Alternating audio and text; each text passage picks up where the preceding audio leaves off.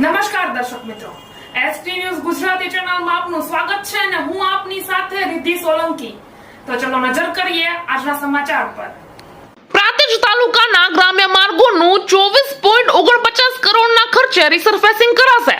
સાબરકાંઠા જિલ્લાના 33 પ્રાંતિજ વિધાનસભા વિસ્તારના તલોદ તથા પ્રાંતિજ તાલુકાના અંદાજે 22 જેટલા ગ્રામ્ય વિસ્તારના ખખડધજ બનેલ માર્ગોનું ગુજરાત સરકારના માર્ગ અને મકાન વિભાગ દ્વારા 7 વર્ષ રિસર્ફેસિંગ 2025-26 યોજના હેઠળ ₹24.49 લાખના ખર્ચે રિસર્ફેસિંગ કરવા માટે પ્રાંતિજ ધારાસભ્ય ગજેન્દ્રસિંહ પરમારે કરેલી રજૂઆતને પગલે રાજ્ય સરકાર દ્વારા આ માર્ગોના કામને મંજૂરી અને ગ્રાન્ટની ફાળવણી કરી તેના જોબ નંબર પણ ફાળવી દેવામાં આવ્યા છે।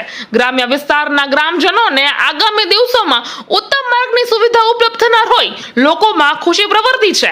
આ તકે સ્થાનિક આગેવાનોએ ધારાસભ્ય ગજેન્દ્રસિંહ પરમારનો આભાર માન્યો છે। પ્રેસ રિપોર્ટર દિલીપભાઈ પરમાર સાથે એસડી ન્યૂઝ ગુજરાતી, તલોદ, સાબરકાંઠા।